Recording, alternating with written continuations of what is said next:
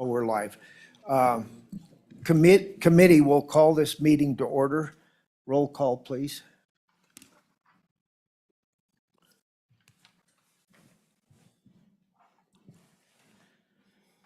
Representative Allemand, Present. Representative Allred, Here. Representative Banks, Here. Representative Conrad, Here. Representative Crago, Here. Representative Davis, Here. Representative Present. Slagle, Representative Winter, Here. and Chairman Eklund. Here. Thank you. Thank you, Secretary Knotts. So there were a few things I didn't cover last time, just house cleaning things. We will allow Zoom virtual testimony in this meeting.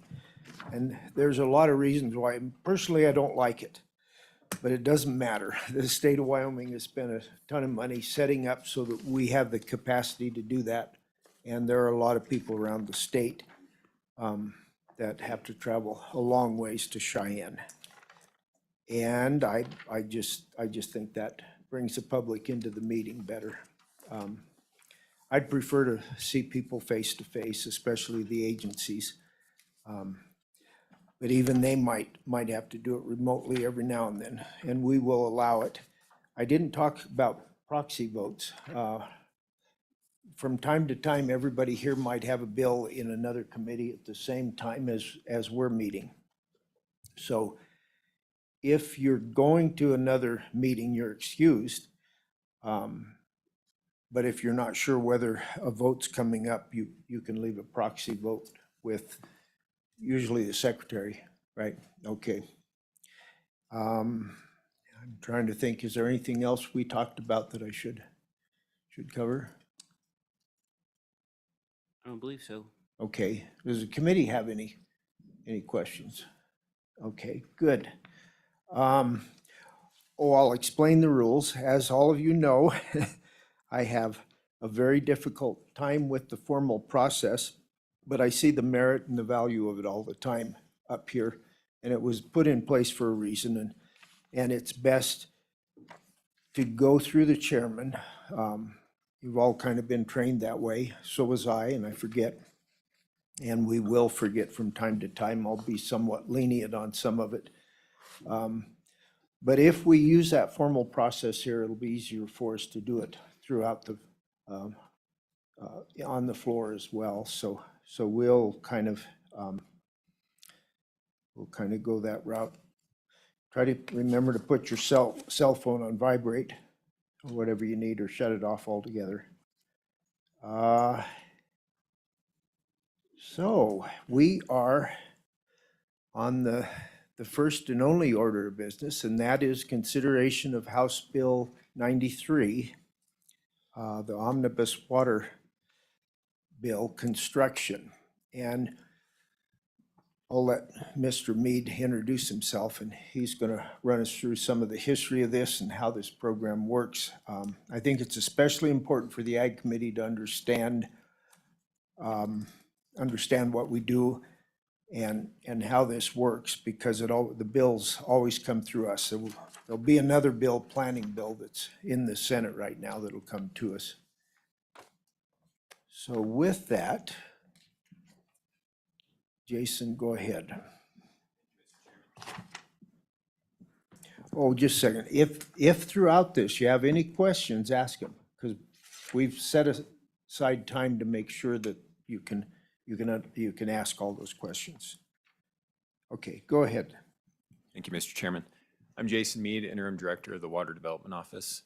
And I know we have a lot of new faces on the Ag Committee, so I will go through a little bit of how our program works just so there's better understanding before I actually get into the bill.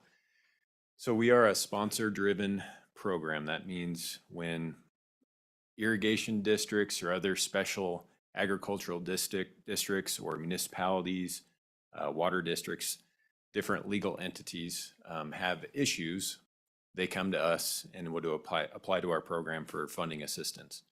And what that typically looks like is sometimes folks don't know what our program does. So it usually starts with phone calls. or a recommendation from somebody else saying, hey, you should call the Water Development Office. That's what they do. And they'll talk with us. We'll explain what our program does, and we'll see if what their issue is fits within the program, or refer them to a different agency if that's the case. And from that point, we will start with planning studies. And the reason we do that is we realize some sponsors may have needs and they may have wants. And we're interested in taking care of the needs because we have a limited amount of resources as in funding. And so we need to make sure we're not being extravagant on how we're spending money. And it's a good investment for the state of Wyoming when it comes down to it. So March 1st of every year, we take planning applications. And what that looks like is we'll receive an application from a sponsor. We'll then assign it to a project manager within our office. Our office is made up of 25 individuals, the director, and then there's a planning department, a construction department, and then a fiscal management department.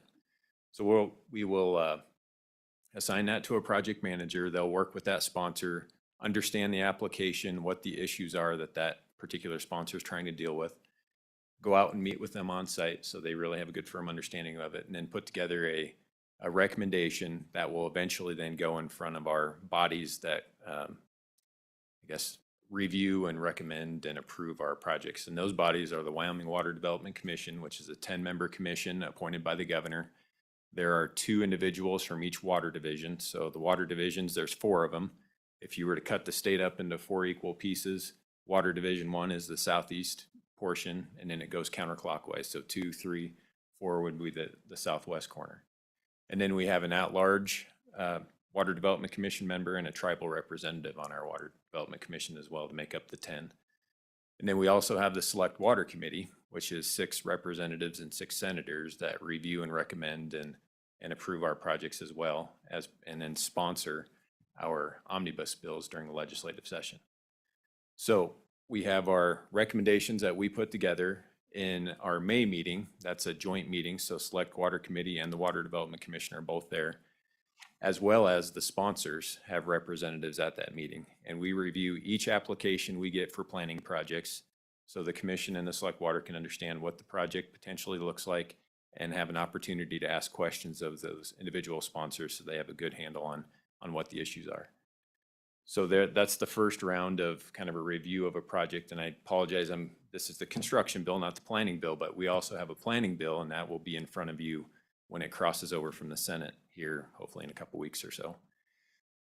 So with that approval in May, we would then embark on a consultant selection process. So we go through a competitive selection process where we hire consultants to then complete a study, whether it be a reconnaissance study where we're looking at, and that what we would call a level 1 study would be reconnaissance. So for instance, for a municipality, we call them a level 1 master plan.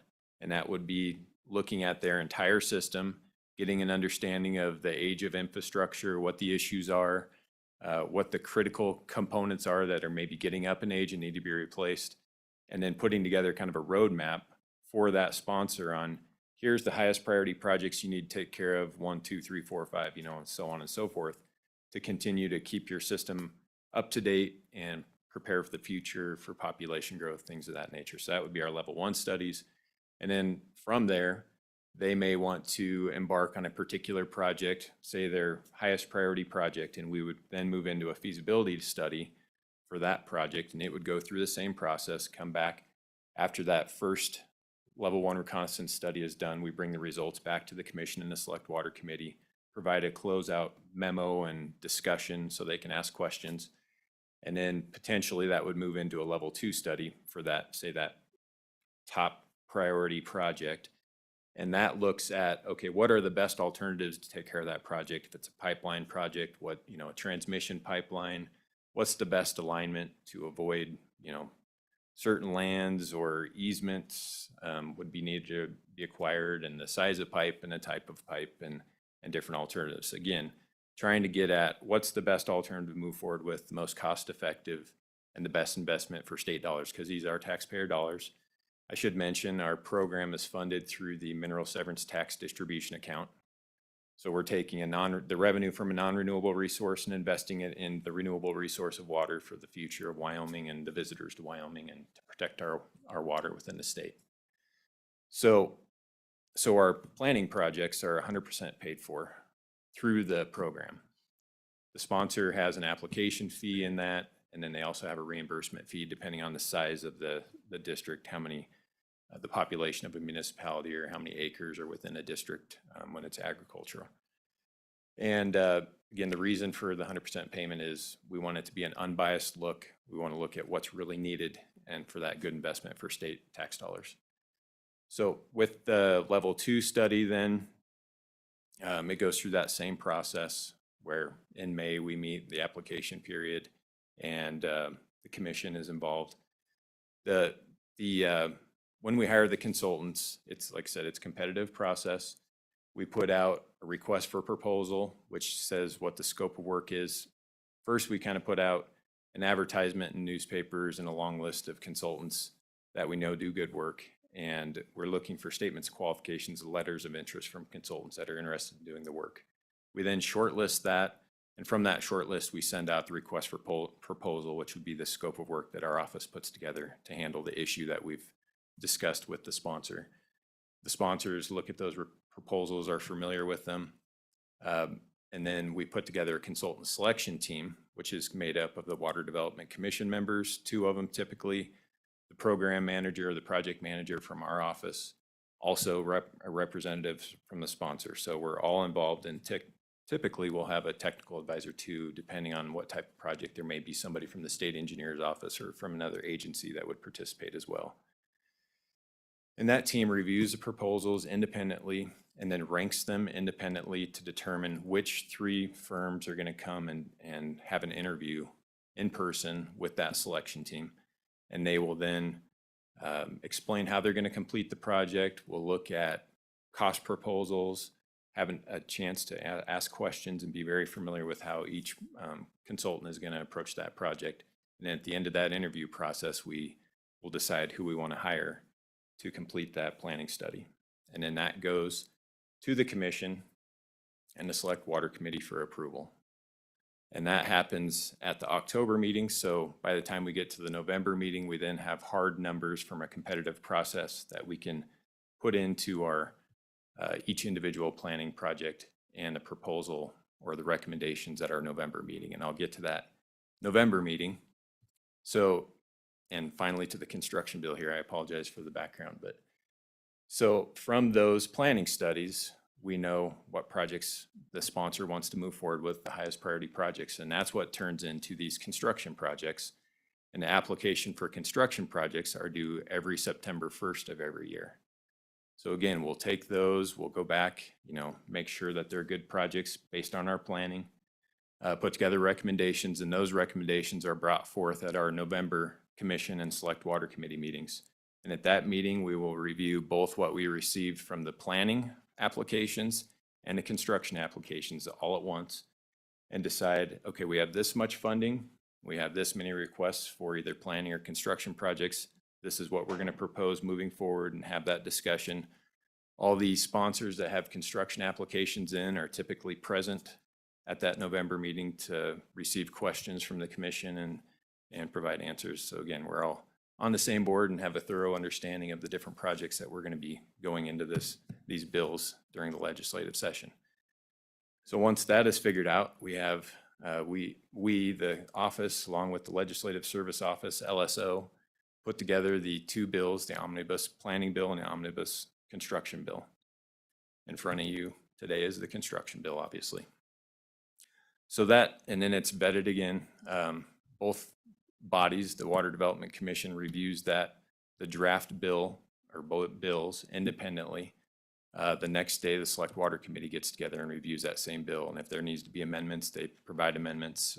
And then they're put forth to be, I guess, given bill numbers and eventually introduced as part of the legislative session. And that's where we are. That's been sent on to the Ag Committee. And that's where our bills typically go, is to the Agricultural Committee, then appropriations, then back to the floor. So those are the 2 committees that review our bills within the session. So it's been a pretty thorough process. Projects have been vetted very well. Both bodies, the commission and the select water, have reviewed these quite thoroughly as well. So that's kind of how we got to where we are today. So just any questions on that before I move into the bills or the bill? Questions, committee?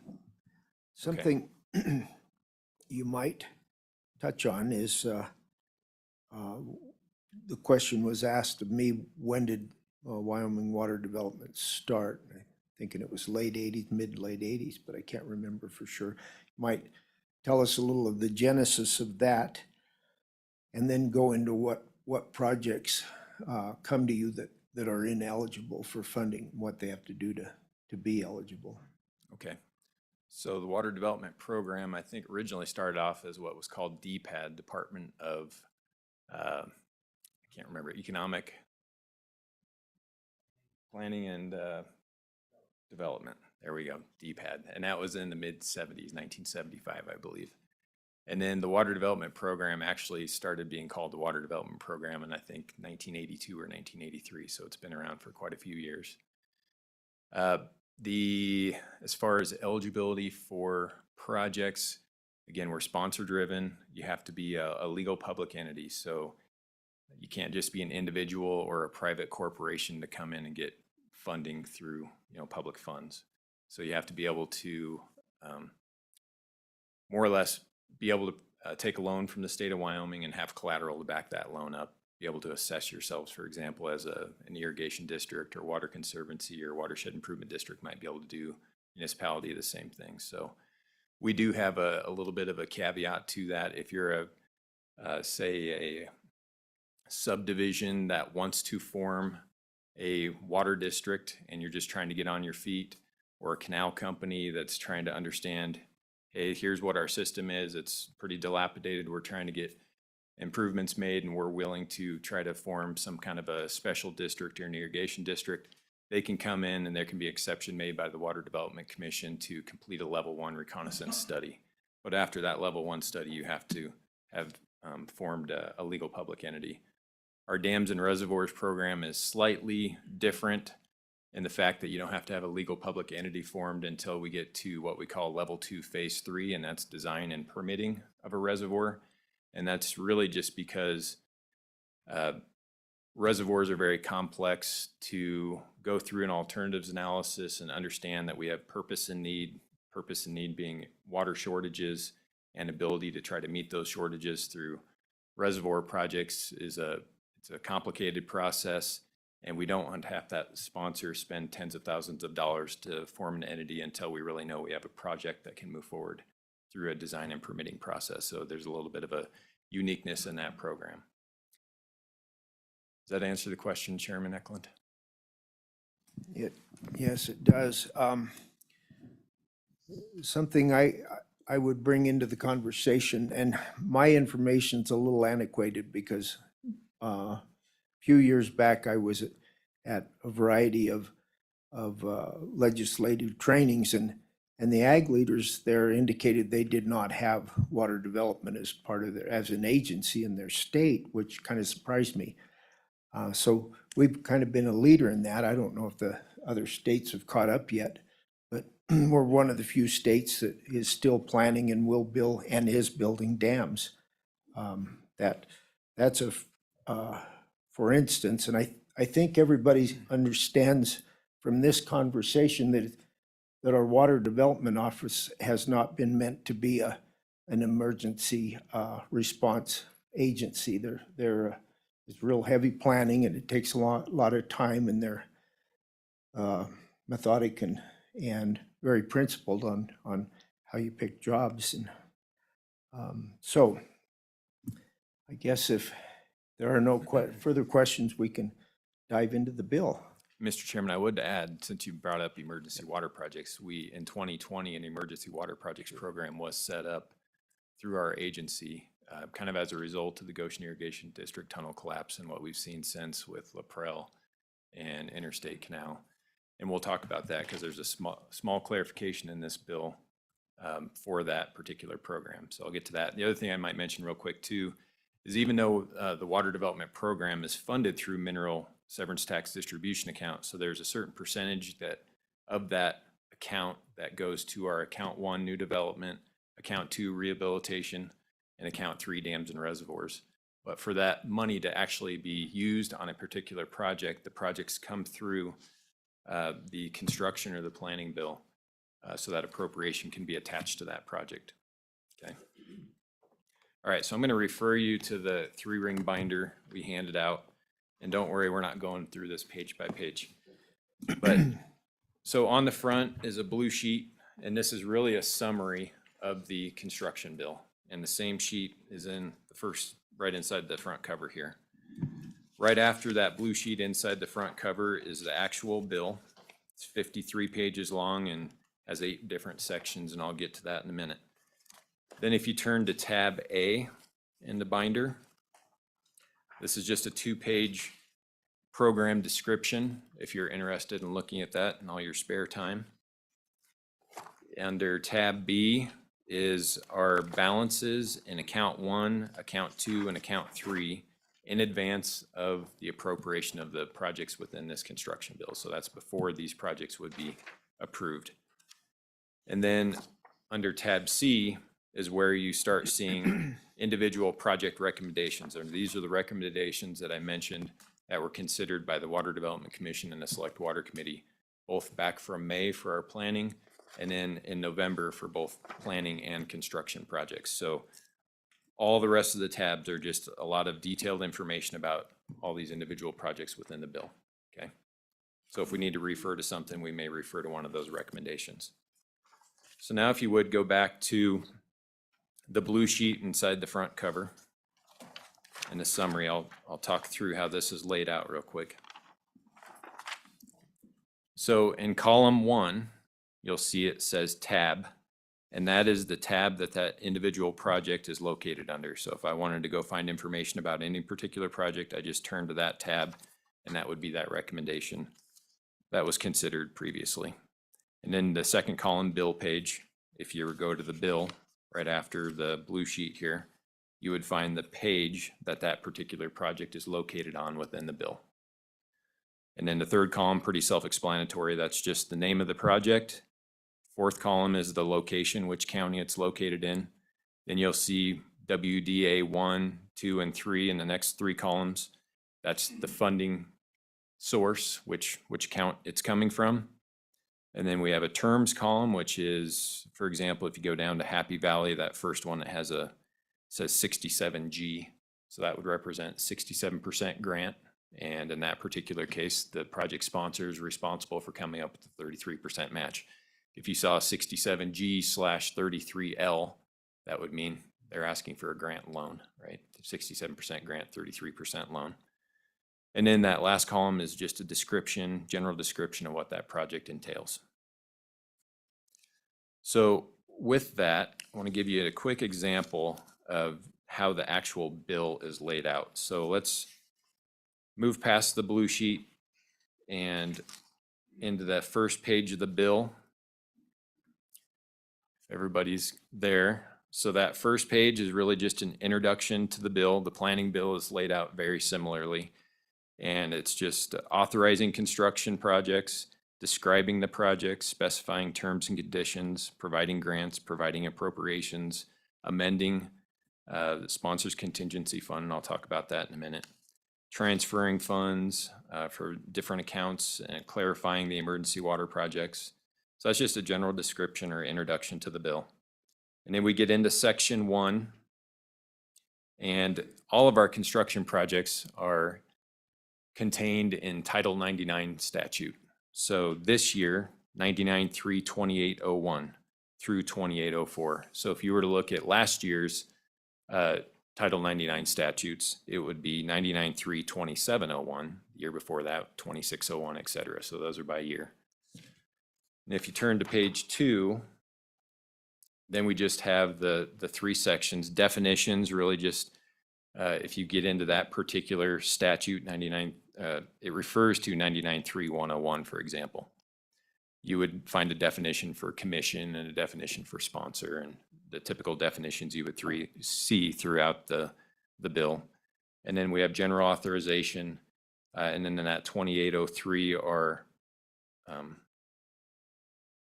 general conditions for construction projects. And one of the general conditions is you have to have a sinking fund or an operation and maintenance account if your entity doesn't have the ability to assess themselves. And in this case, I believe all the entities that we're talking about today have that ability. So that sinking fund wouldn't be required of them.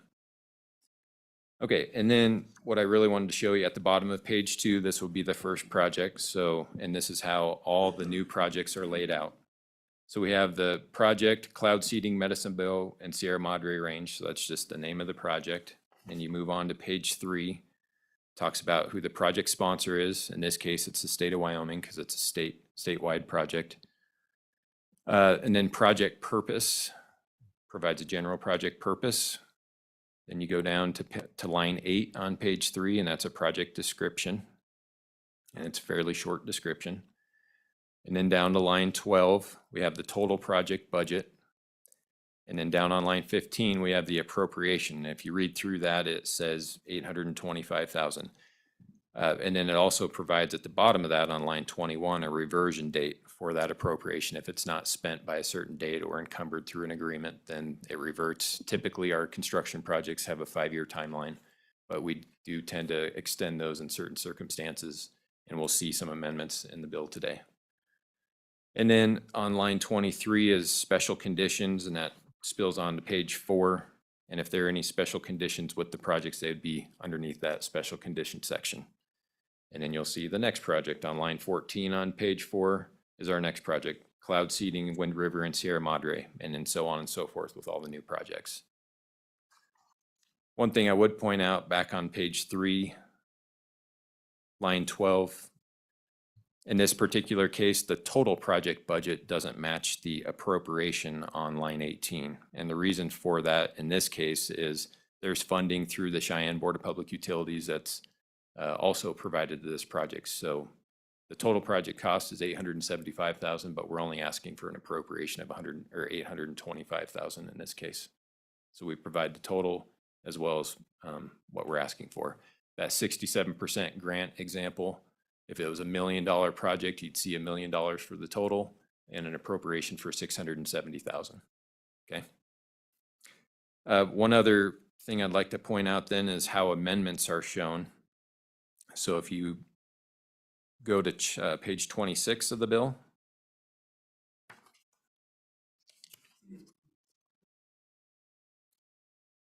So this down on line 17 of page 26 is where section 2 starts, and that's amendments to previous projects. So you'll see a bunch of Wyoming statute 99 et cetera. And so we're going back into previous years Title 99 statutes to amend a particular project. Our amendments are typically for time or additional funding, or if we need to add a special condition or something of that nature. And that's what you'll see. And it's you'll pull out the individual area of that previous statute and then amend it with strikeout of old language and underline of the new information that we want to be providing with that amendment. So that's how those are laid out. You'll see there's a series of those. We actually have 18 different amendments this year, and I'll get to that in a minute. Okay, so now, I'm using your guys' time as efficiently as possible. We're going to run down through the blue sheet. So I'd refer you back to the blue sheet, that first page within the front cover. And we'll just start going down through these. So the first block of projects is construction projects in our new development account 1 program. And we have 5 projects. 2 of those are our operational cloud seeding. The first one being in the Medbo Sierra Madre ranges, and that's aerial cloud seeding. The second one there is our cloud seeding in the Wind River and Sierra Madre mountain range, and that's ground-based with ground-based generators. And then we have 3 projects in an account 1 new development. These are typically municipal type projects. So the Happy Valley Water Transmission and Storage 2023 project, the Sheridan Northeast Transmission Main Extension, and then the South End Water Users Improvement and Service District pipeline. Those are all pipelines, and one of them has pipeline and storage tank. So the total, those are all coming out of account one. You'll see in, what is that, column 5 for that first section is $1,955,000 or $1,955,060. Okay, so then that second block of projects are going to be our account 2 rehabilitation projects. And these are projects that are 15 years and older to be eligible for rehabilitation. The majority of the time, these are agricultural type projects, but there are municipal projects as well in this program as well. So as you'll see, we have the Casper-Alcova Irrigation District Lateral 256. In total, we have 7 projects here. The vast majority of them are pipeline projects or putting ditch into pipe or replacement of pipeline, agricultural pipeline. We also have some water control structure projects with the Casper-Alcova lateral, and then also the Lakeview Irrigation District Rock Creek siphon would be a water control structure. Midvale, instead of a pipeline, this is the Wyoming Canal. They're looking at relining that canal. Okay. So the total for that section for the rehabilitation is $9,368,240. I would point out, well, I'll back up to that in a second. If you look under the description column, that far right column, you'll see where it says C Note 1 for each one of those projects. And the reason for that is the general theme for this year is we had way more requests for funding and projects than we have funding. We had about twice as much. We had roughly $30 million to spend and $60 million worth of requests. So because of that, we've had to tell some sponsors, okay, and I'll refer back to this first section in account 1, we're only going to fund design, or we're going to phase this project into design this year, then come back next year for construction. In the past, we've seen that work pretty well for municipal projects because they take a little longer to design and get the easements in place because you're working with a lot of individuals for those easements typically. So that doesn't tend to hold up that project. So on all the account 1 in that first section, we are doing pre-construction only. So that would be design, permitting, getting all your bid documents in place, everything up to where you're ready to bid that project, and then come back next year when you're ready and we'll see if we can fund the construction of the project. So the second block, and I'll now get to that C Note 1, is if you look down at the very bottom, it says project appropriation is contingent upon the transfer of funds from water development account 1 to water development account 2, or transfer from another funding source. So we have more money. The percentage of this mineral severance distribution account for account 1 is 12.45%, and account 2 is roughly 2%. I can't remember the exact number off the top of my head, but it only equates to about $3 million, $3.3 million a year. And we had quite a few ag projects this year, so 2.1% is account 2. So what we're doing is we have enough money to cover the projects that we receive for account 1 municipal type projects, but not enough for account 2, our rehabilitation of agricultural projects and some municipal projects. So we're asking that $11.2 million be transferred from account 1 to account 2 so we can cover both types of projects. And we've done that in years past as well. So that's what that note is without that transfer, the project will not move forward, but with that transfer, it will. It's contingent upon it, okay? Okay, so moving forward then, we get down to the third block of projects, and this is where we get into level 3 projects amendments. A couple of unique things, the first 3, maybe not unique, but not specific projects. The first one that you'll see is a sponsors contingency fund for account 1. And then we also have the sponsors contingency fund for account 2. We have one for account 3, but we're not asking for additional funds in that this year. What that is we are appropriating money to a contingency fund, and that allows for the Water Development Commission and the Select Water Committee to react to situations when we've got a project that's either bidding or already awarded and under construction. When we have these unforeseen cost increases or the bids come in high, the last couple of years, this year in particular, we're really starting to see the supply chain issues come into fruition. Lack of workforce, inflation, obviously we all know is crazy at this point. So we're seeing a lot of amendments and a lot of project costs go up, construction costs, and this allows us to react to that. In this particular year, what we did, because we had so many requests and a lack of funding, is we said, okay, we're going to move forward with shovel-ready projects first. So if you remember, I said September 1 is our construction application timeline. So if a sponsor had a concurrence to bid as of September 1, then we said, okay, we're going to fund that project this year. When I say concurrence to bid, that means they have all their easements in place. They have their permit to construct from DEQ, for example, and designs completed, they're ready to go. If they didn't, then the way we're going to handle that is we're going to say, okay, we're asking for additional funds to be put into the sponsor's contingency fund. So instead of tying up money on a particular project that may not be ready to bid and go at this point, when we could have awarded it to a different project that is ready to go, let's put it in a sponsor contingency fund. That'll provide an incentive to those sponsors to get their stuff together and keep things moving. And the first ones to come in the door will have first crack at that sponsor's contingency fund so we can get those projects on the ground and built. So that's how we're handling that.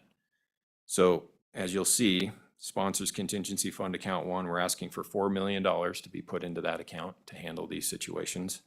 And then for account 2, we're asking for $1.2 million to be added to that. And there's already some funds in there in both those accounts. Look, just to give you those numbers.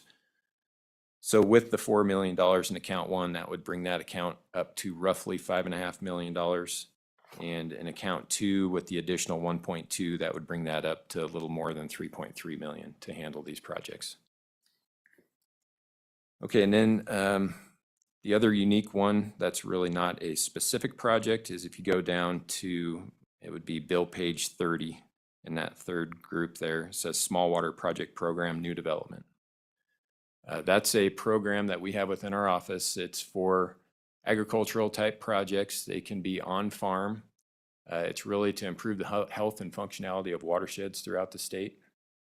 And the types of projects we typically are talking about are stock ponds, upland water developments, so stock line or pipelines and tanks to get cattle off the riparian areas and provide additional, I guess, grazing management to those landowners and projects like that, spring developments, things of those nature. And those can be funded, still, your project sponsor still has to be a legal entity. So typically what we'll see is agricultural special districts or conservation districts can be the sponsors for those projects. So they'll work with their local landowners on some of these projects that are brought in and then provide application to that Small Water Projects Program. And that's a grant program that is 50% not to exceed $35,000. So it's not a lot of money, but these are, again, by what the title entails, or what it is, small water. They are a lot of times they're brought together with NRCS funding, EQIP dollars, and other federal project dollars or program dollars to get those projects on the ground with very little money out of pocket, hopefully, for those irrigators. Okay, and then as I mentioned, we have 18 amendments this year, and I mentioned the reason for that with the inflation and lack of materials and what that's doing to project costs. So those are all listed in that third subsection there. Before I move on to the actual and some of these other sections in the bill, so section 3 would be down there near the bottom of the page. And that's just the transfer of that $11.2 million from account 1 to account 2 that we mentioned some of the projects are contingent upon. Before I move on to the last 4 sections or so, I would ask, are there any specific questions on any of the projects that you've seen in this list? I realize. Committee questions?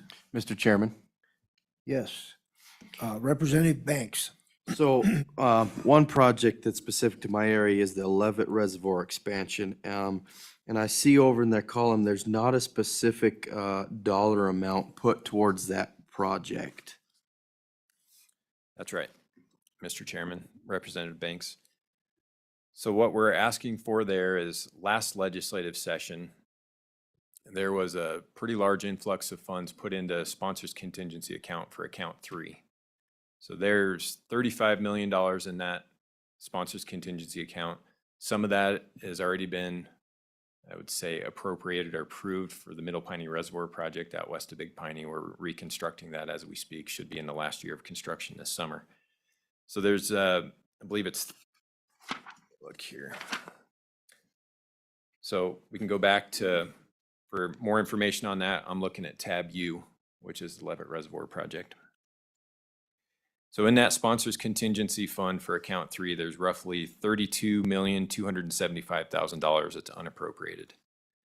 And last year, just before this time last year, we received bids from contractors on that particular project. They came in high. We had a lot of interest, but we only had one bid. And the Select Water Committee was considering, I guess, funding that project through the Sponsors Contingency Fund, but felt like it would be best if we brought it back through this legislative session so it was very clear to everyone. It was a transparent process and the entire legislature could see that.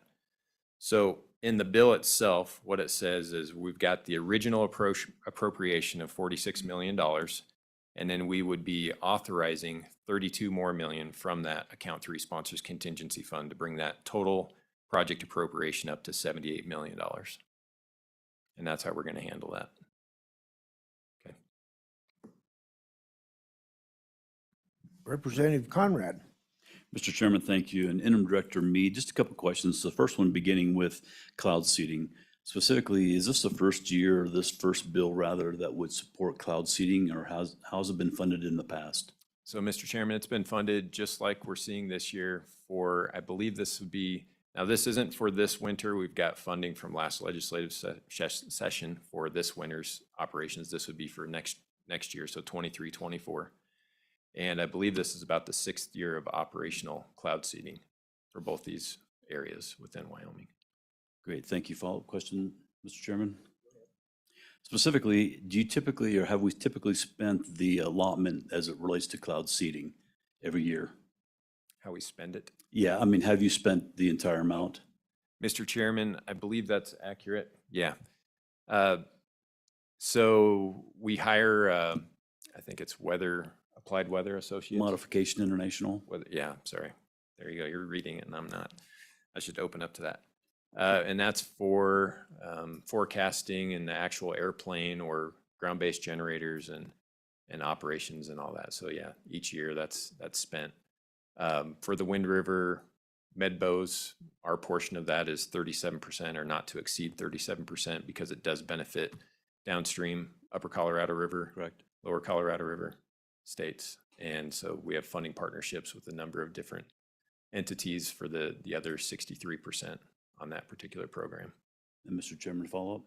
Specifically, my question then relates to that. Is there still a necessity for those private entities or companies to donate or support or sponsor that? Specifically, as we work with Julie Gonzar, there's a number of agencies and private companies in the southwest corner that do donate money towards this specific funding. I think last year there was around 1,380 hours of flights that took over 621 gallons of seeding.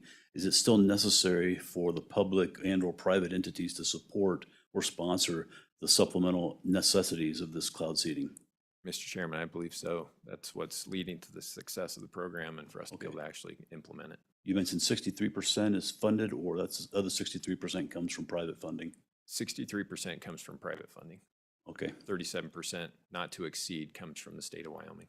great. So obviously that 63% is critical for the success of the program. Absolutely. Thank you, Mr. Chairman.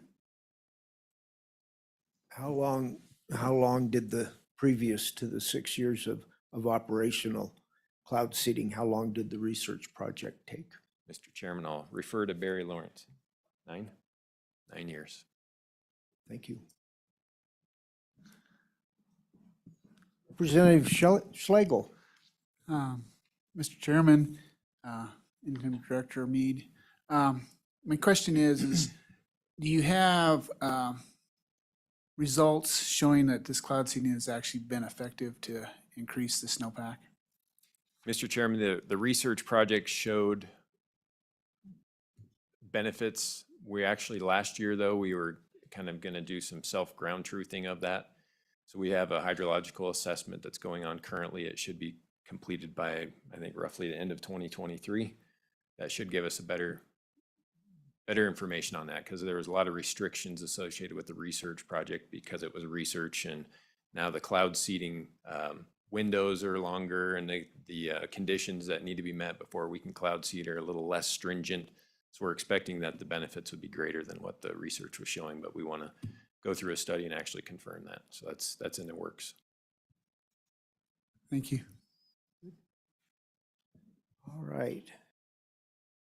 Representative Winter. Thank you, Mr. Chairman. Director, you say that you have a study going on, so compared to when they started, just natural situations out there versus this cloud seeding, can you give any kind of a difference in what we're experiencing now versus what we used to have? Mr. Chairman, Barry Lawrence, Deputy Director of Planning, Water Development Office. Representative Winter, to your question, our research study, which is a 9-year study, showed 5 to 15% increase in snowfall. Of course, that was then routed through various hydrologic models and so forth, coming up with between 1 to 3% increase in the stream flow. That was looked at the main stem of the Platte River.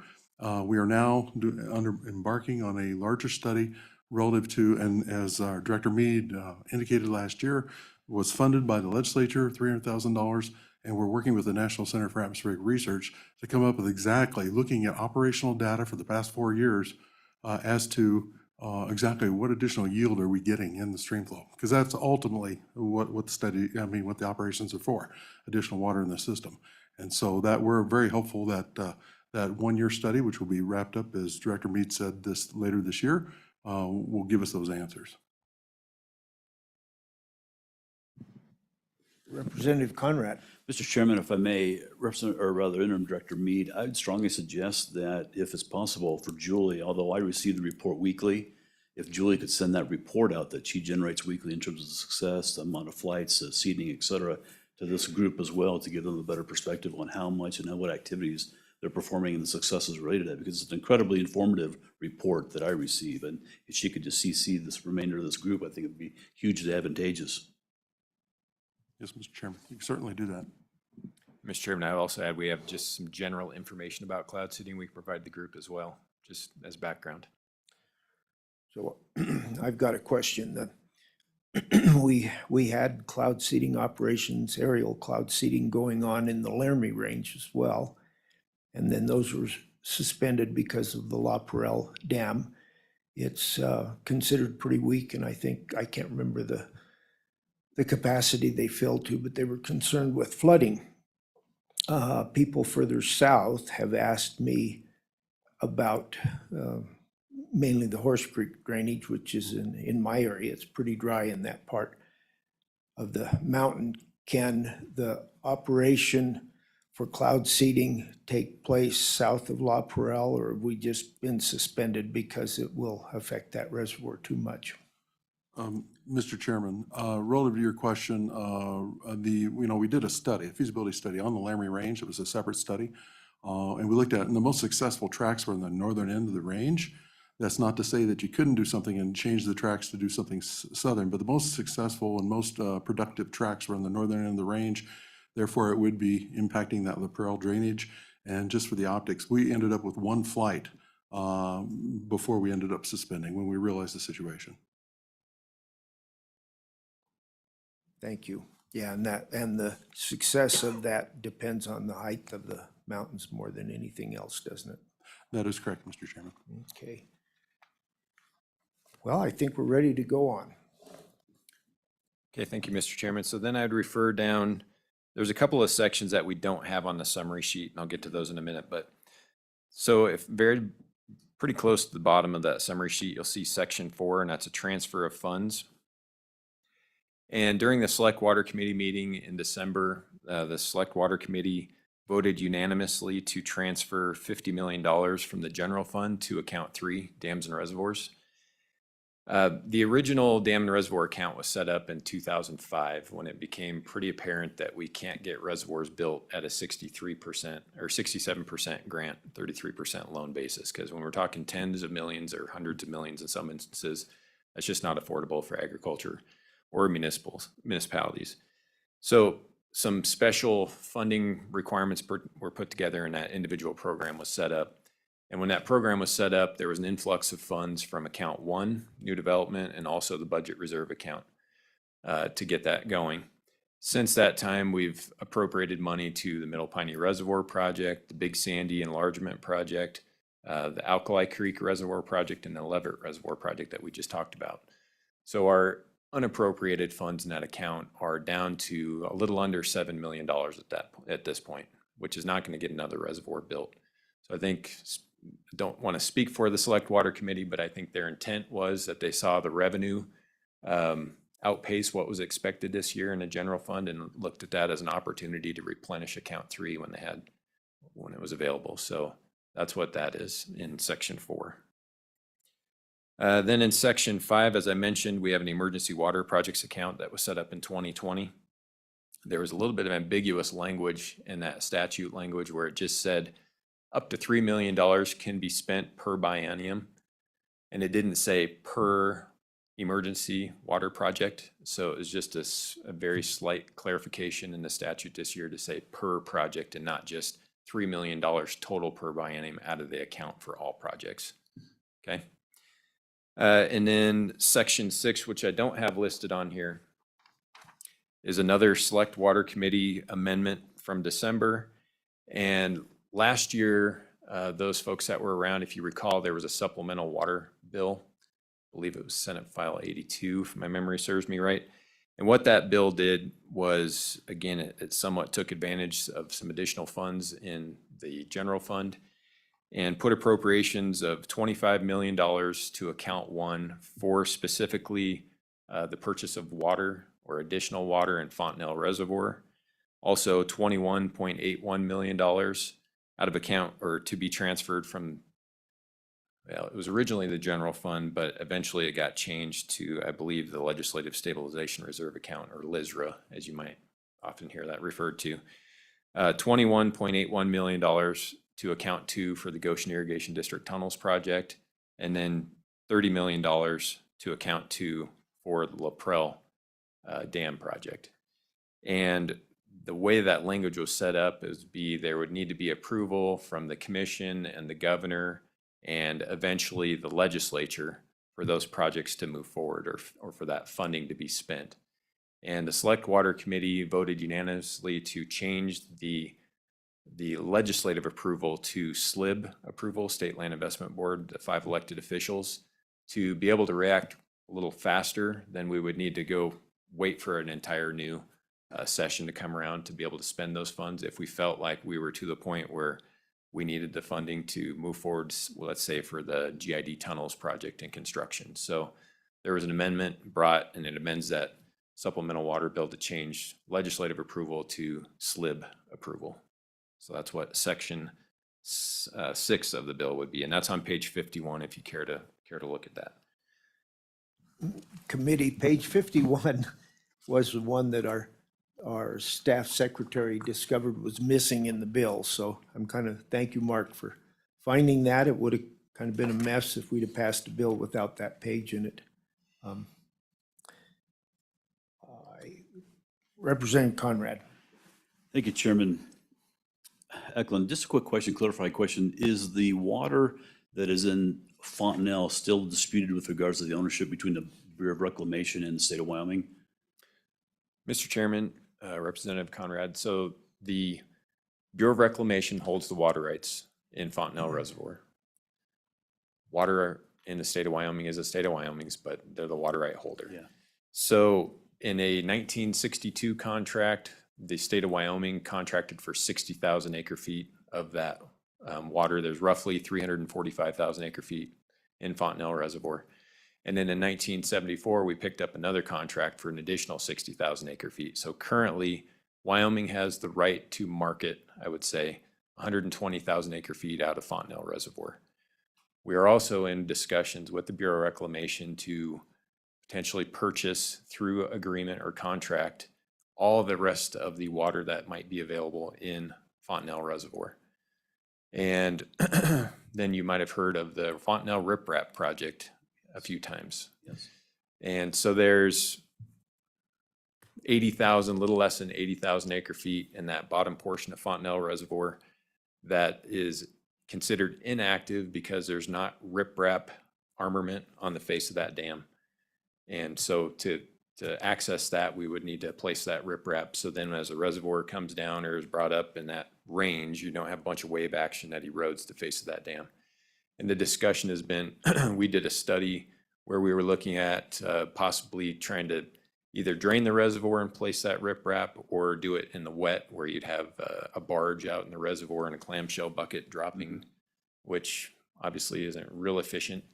And so the determination we made was let's just wait until we see that the water is needed because of drought and the reservoirs need to be drawn down. We worked with the Bureau of Reclamation to do a risk assessment to see if that would be acceptable. And they said, yes, we can draw it down one time, but before we refill it or need to draw it down again, we need to have that riprap placed. So the intent now would be to place the riprap in the dry when the reservoir is actually drawn down. And then that would show the purpose and need would be very apparent at that point through the NEPA analysis saying, well, extreme drought, we needed that water. So there's roughly 140 to 145,000 acre feet that most likely would be available for additional contract from the state of Wyoming through the Bureau of Reclamation in Fontenelle. So I apologize for the long answer, but. No, Mr. Chairman, thank you. Just a quick question. So roughly half of it we own now. We're trying to broker the remaining half to purchase. Is that based on the 300 and 150? Yeah, I would. Plus or minus Yeah, I'm not 30,000? doing the math in my head, but yeah. Okay. Bureau of Reclamation has 5,250 acre feet that they absolutely need for the Seed-Skiddy Wildlife Refuge and other things. And then there's also another pool in there of 65,000 acre feet that they're at this point feeling like they need to hold on to. So 345 minus, what was that, 7,250, I think? Yes. Or, yeah. Would be what we would be contracting for. 70,000, not 7,000. Thank you, Mr. Chairman. Representative Banks. Thank you, Mr. Chairman. So on section 5 there, the emergency water projects account. So just to clarify, are you asking for additional funds to be placed into that account, or are we asking to clarify what we're allowed to spend per project? Mr. Chairman, it's the second of the two. We're just clarifying what can we spend on a particular project within a biennium. Mr. Chairman, follow up. And so what the wording now says, we're allowed to spend 3 million per project, or 3 million is what's in the account? Mr. Chairman, it's up to 3 million per project. So if you look on page 50 of the bill, we're just inserting on line 3, the total amount awarded under this subsection for each emergency project shall not exceed $3 million per fiscal biennium. When the program was set up in 2020, there was 5 million total put into that account. And now with interest going back to the account on that balance, there's 5 million and maybe 100. Yeah. Okay, so maybe $5,500,000 in that account total at this point in time. Thank you. So it Okay. won't take too many large emergencies and that account will be eaten up. Yeah. I think we're ready Hopefully we to don't have it. continue. Okay. So then, section 7 on page 53, again, not on your summary sheet, but this is just kind of a spillover from the Legislative Service Office. When we get into amending previous projects and we are striking entire sections, instead of showing that as a strikeout in the amendment section, they just like to repeal that section. Let me catch up with myself here.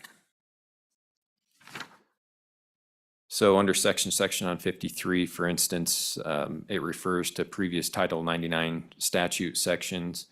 And a couple of them, there were contingencies on transfer of funds like we have this year.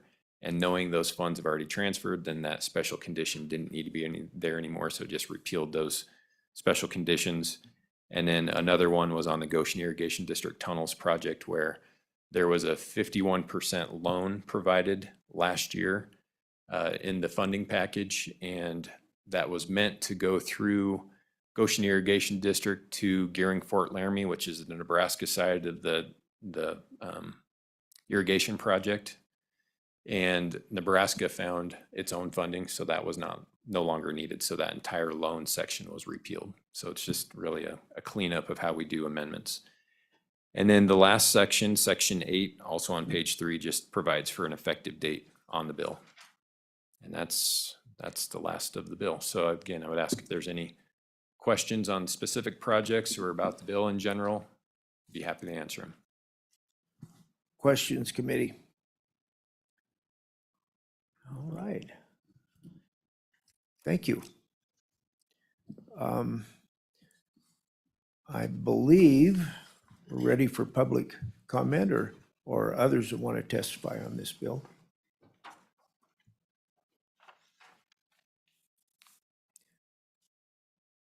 Nobody. Do we have anyone online? Okay. Committee, what's your pleasure? Move the bill. Okay, I'm not sure who got there first. You- Representative, okay, Representative Conrad, Representative Banks seconded. Committee, comments on the bill, changes and what have you? Okay, well, that was easy, easier than I thought for such a big bill.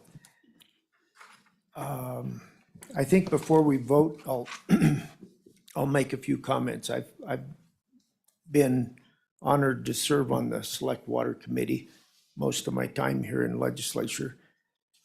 And I've never seen anything so thoroughly vetted. We have the commissioners that come in and they go through it with a fine tooth comb. The Select Water then has a chance to do it, and the Water Office itself is kind of a stellar organization. I don't think many states have that. I don't know if any of them do, but Wyoming, and I appreciate the work of Water Development and what they do.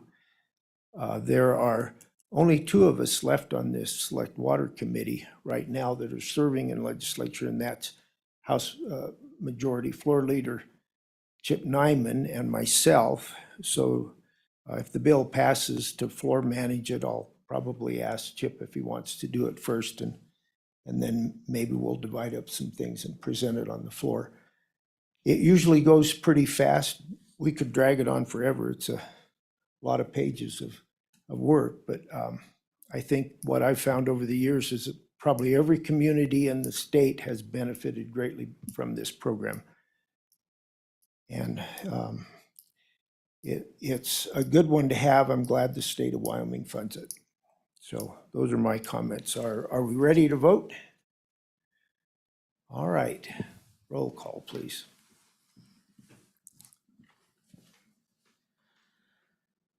Representative Allemand. Aye.